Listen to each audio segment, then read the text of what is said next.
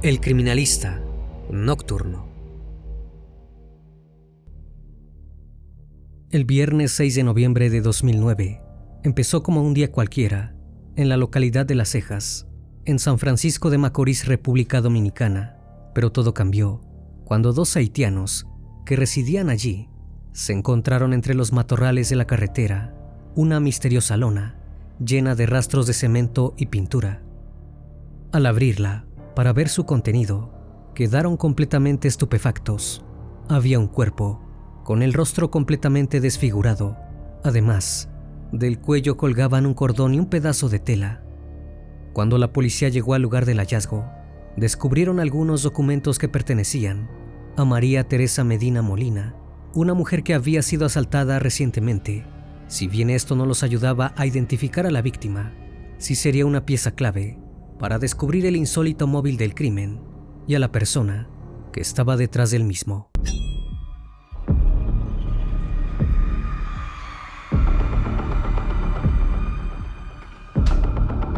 El criminalista nocturno.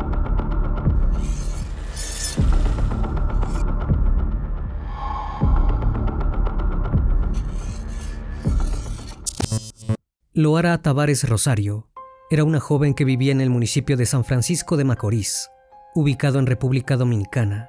Hija de Virgilio Tavares y Celina Rosario, pasaba la mayor parte de su tiempo estudiando la carrera de arquitectura en la Universidad Católica Nordestana y saliendo con sus amigos.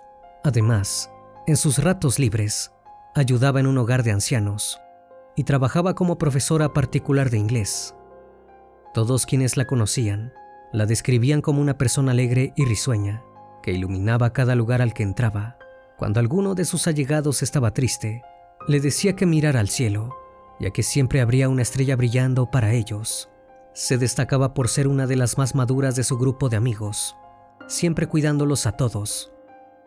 En 2009, cuando tenía ya 19 años, Loara vivía mayormente con su madre, pero también pasaba mucho tiempo con su padre y su madrastra, Bélgica Abreu, que residía en el mismo pueblo, a muy pocas cuadras de distancia. Estaba muy entusiasmada con su carrera y tenía muchos sueños, pero tristemente todo esto le fue arrebatado. El jueves 5 de noviembre de ese año, la joven fue a estudiar a la universidad como de costumbre. Luego volvió a la casa de su madre y alrededor de las 6:30 de la tarde salió para ir a visitar a su padre y a su madrastra.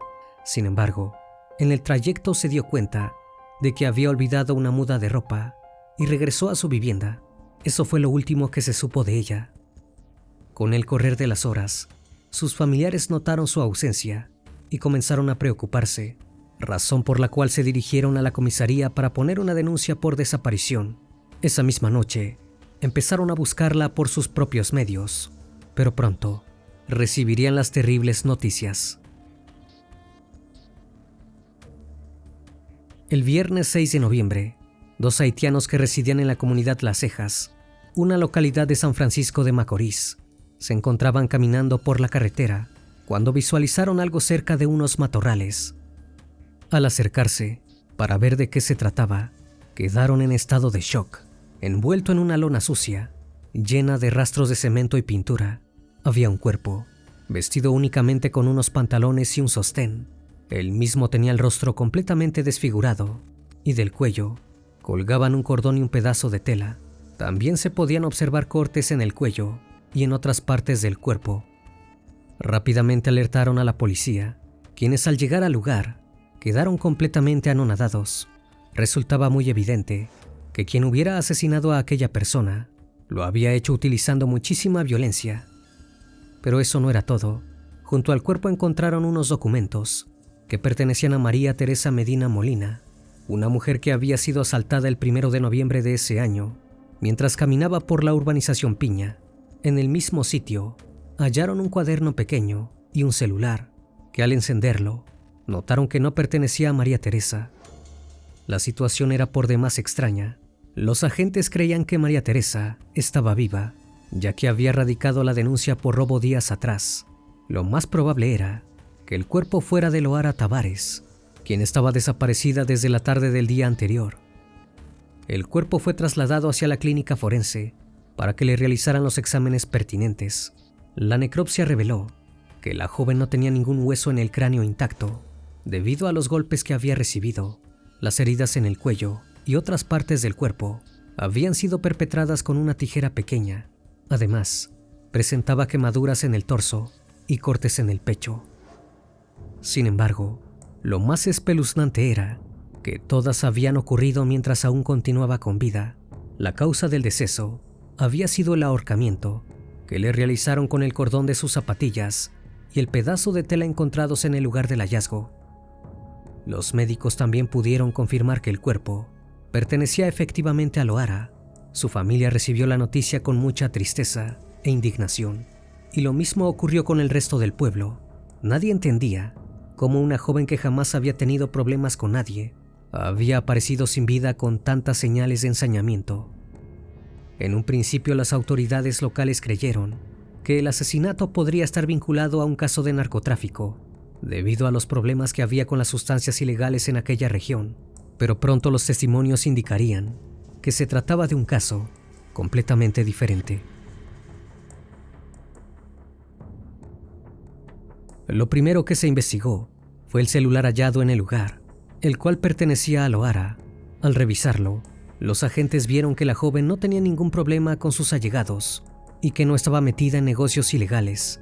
Lograron establecer que el día de su fallecimiento, la joven se había comunicado con 2 hombres de San Pedro de Macorís. Uno de ellos se llamaba Jerónimo Santana Villanueva. La noche del crimen, había realizado al menos 15 llamadas al celular de Lohara. Ambos hombres fueron buscados y arrestados en poco tiempo, pero su investigación no trascendió. Luego, la policía y el Ministerio Público, encabezado por la magistrada procuradora adjunta, María Brito, detuvieron a más de una veintena de jóvenes, la mayoría de ellos amigos y compañeros de estudios de Lohara. Durante el interrogatorio, se les preguntó quién creían que podría estar detrás del asesinato, y todos mencionaron a una misma persona, María Magdalena Marizán Flores. Esta mujer residía en Las Cejas, a muy poca distancia de donde fue encontrado el cuerpo de la chica. Era conocida por ser una persona de negocios, con un impresionante poder económico, producto de una gran fortuna que había hecho mientras vivió en Estados Unidos. Todos los testigos declararon que María Magdalena detestaba a Lohara, ya que no quería que fuese amiga de su hija, Maciel Vélez Marizán, porque consideraba que era una mala influencia y que andaba en malos pasos.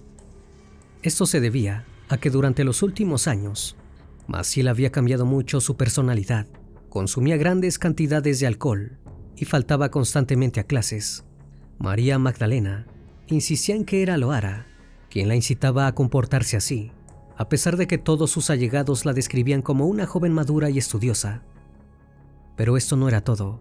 También la culpaba de haberle presentado a un joven apodado el Rocky, que se había convertido en su novio. Al parecer, este muchacho era un delincuente, y María Magdalena no quería eso para su hija. Sin embargo, Lohara le había aconsejado en repetidas ocasiones a Maciel que hiciera lo que le dijera su corazón, y que tenía todo su apoyo si quería continuar viéndolo. Con el correr de los meses la situación empeoró.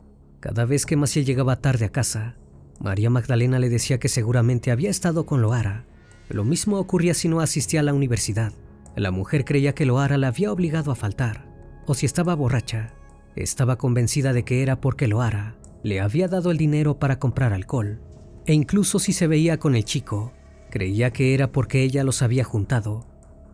La situación escaló al punto en que en una ocasión, María Magdalena llamó a Lohara para decirle que estaba buscando al Rocky, y que si no lo encontraba, la asesinaría a ella. Pero la joven no tomaba en serio las palabras de esta señora, y seguía viendo a su amiga como si nada ocurriera. Finalmente, María Magdalena decidió quitarle a su hija el celular y la computadora, además de prohibirle que se juntara con todos sus amigos. Poco después, se encontró con Lohara y con Emily, otra amiga de su hija, en una farmacia, y les dijo que si seguían intentando verla, las asesinaría. Luego de esto, Lohara comenzó a mostrarse más preocupada. No quería caminar sola, sentía miedo constantemente y lloraba mucho. A pesar de tener el testimonio de los jóvenes, las autoridades no podían detener a María Magdalena, ya que no había ninguna evidencia física que la vinculase con el asesinato. Al mismo tiempo, la población comenzó a indignarse por la tardanza. Comenzaron a realizar diversas actividades como vigilias y marchas, exigiendo que la mujer fuera detenida por el hecho cometido. Pero todavía debía pasar algo clave para que esto sucediera. Días después, Yariel Rosario Ramos, un joven de tan solo 17 años que residía en el sector de Los Maestros, fue arrestado, pero no por el crimen de Loara, sino por el robo que había perpetrado contra María Teresa Medina Molina. Una vez en la comisaría, admitió haberle quitado la cartera a esta mujer, pero los agentes no estaban tan interesados en este asunto. Le preguntaron lo que realmente querían saber: ¿por qué los documentos de María Teresa se encontraban en el mismo lugar donde se halló el cuerpo de la joven asesinada? Si bien al principio Yariel negó haber tenido cualquier tipo de participación en el crimen, después de algunas horas, durante las cuales los agentes lo presionaron, decidió hacer una importante confesión. Admitió haber secuestrado y posteriormente asesinado a Loara, pero dijo que aunque era el autor material del crimen, no había sido la mente maestra del mismo. Relató que una persona, cuyo nombre no trascendió, se había puesto en contacto con él por teléfono para ofrecerle un trabajo. El mismo constaba en conseguir a alguien que pudiera actuar como sicario, y la paga sería de 2 millones de pesos dominicanos. Al oír la exorbitante suma, pidió ser él mismo quien llevase a cabo el crimen y acordó reunirse con la persona que le pagaría el dinero en un automóvil. Al llegar, vio que se trataba de María Magdalena. Conversaron durante un rato dentro de su camioneta Jeep, con todas las luces apagadas, excepto el tablero. Finalmente, la mujer le mostró una fotografía de la joven que él debía asesinar. Era Loara. Yariel le comentó que la conocía, ya que la había visto varias veces caminando por el vecindario. Quedaron en que recibiría el dinero una vez perpetrado el crimen, y luego se separaron. El 5 de noviembre, Yariel esperó a que Loara saliera a la calle y la interceptó estando arriba de su motocicleta, modelo Pasola. La amenazó a punta de pistola y logró que subiera con él, para luego llevarla detrás del Colegio Continental y asesinarla. Finalmente dejó su cuerpo en la carretera de Las Cejas, entre los matorrales. Sin embargo, los agentes no creyeron en esta versión de los hechos. Les parecía por demás extraño que Yariel hubiera realizado el crimen sin recibir ningún tipo de ayuda. Por un lado, por el ensañamiento que tenía el cuerpo cuando lo encontraron. Por el otro, porque no habría podido trasladar el cuerpo sin vida arriba de la motocicleta sin que lo descubrieran. Después de muchas idas y vueltas, el joven decidió contar una nueva versión de lo que había ocurrido aquel 5 de noviembre. Después de haber sellado el trato, Yariel subcontrató a un hombre llamado Víctor Alfonso Brito Vázquez, apodado el Guachi, para que lo ayudara con el encargo. El plan era repartirse los 2 millones de pesos entre ambos. El día de los hechos, el Guachi manejó su vehículo, un Toyota Camry color dorado. Una vez que se topó con Loara en la calle, la obligó a punta de pistola a subirse con él, mientras que Yariel lo seguía desde atrás con su moto. Sin embargo, en algún momento del trayecto, este vehículo se averió y el joven tuvo que tomarse 20 minutos para arreglarlo.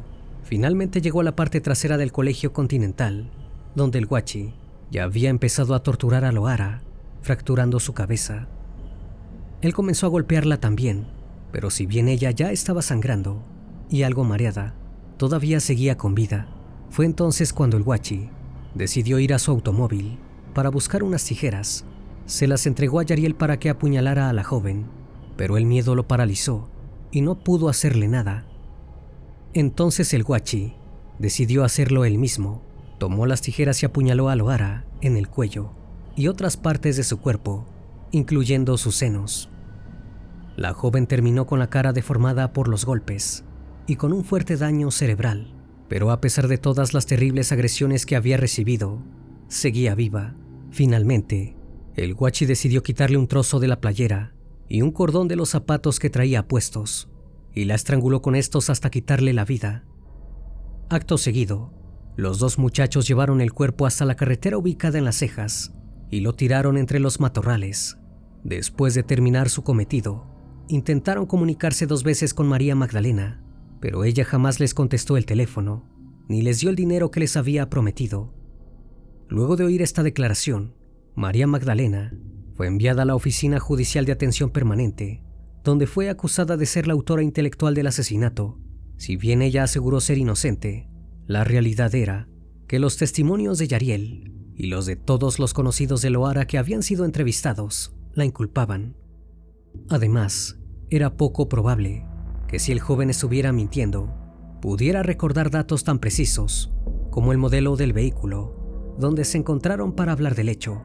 Tampoco tendría sentido que hubiera inventado sobre la marcha cuestiones tan concretas como que dejaron prendidas solo las luces del tablero del auto y que la mujer le enseñó una fotografía de la víctima. Luego de eso, María Magdalena, el Guachi y Yariel quedaron arrestados y se les ordenó 3 meses de prisión preventiva hasta que pudieran ser sometidos a juicio. Para ese entonces, todos los familiares y amigos de Loara repetían ante las cámaras de los medios de comunicación que estaban seguros de que María Magdalena había encargado el asesinato porque quería que la víctima dejara de juntarse con su hija. Maciel, por su parte, declaró que su madre no tenía problemas con Loara y que lo único que quería era que dejara de juntarse con el grupo de amigos del cual ambas formaban parte para cuidarla. Muchas de las personas que exigían justicia temían que María Magdalena saliera en libertad por sus recursos económicos o por sus conexiones con personas poderosas de la región. Y así sucedió. Después de pasar 9 meses en la cárcel de mujeres de Salcedo, logró pagar una fianza de 3 millones de pesos, la cual la dejó en libertad condicional. Sin embargo, le impidieron salir del país y le ordenaron presentarse todos los lunes en el juzgado. Esto provocó una gran indignación entre los ciudadanos de San Francisco de Macorís, quienes decían que la mujer había sobornado a las autoridades. Realizaron decenas de marchas, huelgas y caminatas pacíficas frente al Palacio de Justicia, exigiendo que volviera a la cárcel y que finalmente se esclareciera el caso. En este mismo contexto, desaparecieron algunas evidencias claves, como la lona en la que el cuerpo de Loara estaba envuelto cuando la encontraron. La familia reclamó la aparición de esta pieza clave, ya que podría tener ADN de los victimarios, pero la justicia hizo caso omiso a este pedido. A pesar de todas las idas y vueltas, en noviembre de 2010, un año después del asesinato de Loara, comenzó el juicio. La acusada se declaró inocente y alegó que no había estado en la ciudad durante la fecha del crimen. Por otra parte, su abogado, Artagnan Pérez Méndez, expresó que no había pruebas físicas que la señalasen como la autora intelectual del mismo. Sin embargo, todos los testigos presenciales apuntaron contra ella. Francisco Trinidad, la defensa de Loara, argumentó que no era necesario que estuviera en la región para planificar el crimen. Finalmente, el primer tribunal colegiado sentenció a María Magdalena a tan solo 20 años de prisión por ser la autora intelectual del crimen y a pagar una indemnización de 5 millones de pesos a los padres de la víctima. Fue enviada a la cárcel Juana Núñez de la ciudad de Salcedo. Por su parte, Víctor Alfonso el Guachi fue encontrado culpable de torturar, masacrar y ahorcar a la joven, por lo que fue condenado como autor material a la pena máxima de 30 años de prisión y al pago de una indemnización de 3 millones de pesos a la familia de la víctima. Con el caso de Yariel, la corte actuó de manera muy distinta. Consideraron que había sido parte del asesinato, con presión de los mayores de edad. Lo señalaron como un solo accesorio en el crimen y quedó en total libertad. En el 2012, los abogados de María Magdalena presentaron una apelación, pero la corte ratificó su condena. Durante la madrugada del 29 de octubre de ese mismo año, el Guachi intentó escaparse del Centro de Corrección de Rehabilitación de San Francisco de Macorís, donde estaba cumpliendo su pena, junto con otros 5 reclusos, mientras varios agentes del centro penitenciario procedían a realizar el relevo de puestos. Las autoridades intentaron capturarlo y le dispararon. Por tal razón, fue enviado al Hospital San Vicente de Paul. Finalmente, el Guachi falleció ese mismo día por las heridas que había recibido. Luego de eso, no hubo noticias respecto al caso durante más de 10 años. El 31 de enero de 2023, María Magdalena solicitó su libertad condicional ante el Tribunal de Ejecución de la Pena del Departamento Judicial de San Francisco de Macorís, ubicado en la provincia de Duarte. Ese mismo día, representantes de diferentes organizaciones sociales y populares se asentaron en las afueras del tribunal para vociferar cánticos como Loara está presente. Denunciaron que supuestamente se había impedido que los familiares de Loara ingresaran a la audiencia y advirtieron que podrían escenificar movilizaciones en caso de que la justicia decidiera otorgarle la libertad a la imputada. José Mercado, vocero del colectivo de organizaciones sociales y populares, fue más allá y afirmó a los medios que María Magdalena debería haber recibido la pena máxima. El 15 de marzo de ese mismo año, el tribunal rechazó la solicitud de libertad condicional y al día de hoy, la mujer continúa en la cárcel. A pesar de que los 3 acusados fueron identificados y 2 fueron condenados, la realidad es que el caso de Loara jamás se cerró. La investigación quedó incompleta, con muchos interrogantes por descubrir, y con uno de los acusados totalmente libre. Las autoridades continúan buscando pruebas que puedan llevar al esclarecimiento total del crimen y a la detención de todos los responsables. María Magdalena, por su parte, sostiene que no tenía por qué hacerle daño a Loara y que más allá de que no quería que fuera amiga de su hija, nunca tuvo problemas con ella. Por su parte, la mayoría de los allegados de la víctima afirman que lo más probable es que, teniendo en cuenta el ensañamiento que presenta el cuerpo, la mujer haya participado activamente del crimen, torturando a la joven. La sociedad dominicana no ha podido ni ha querido olvidar este terrible crimen, ya que es uno de los más espeluznantes ocurridos en la historia de la región.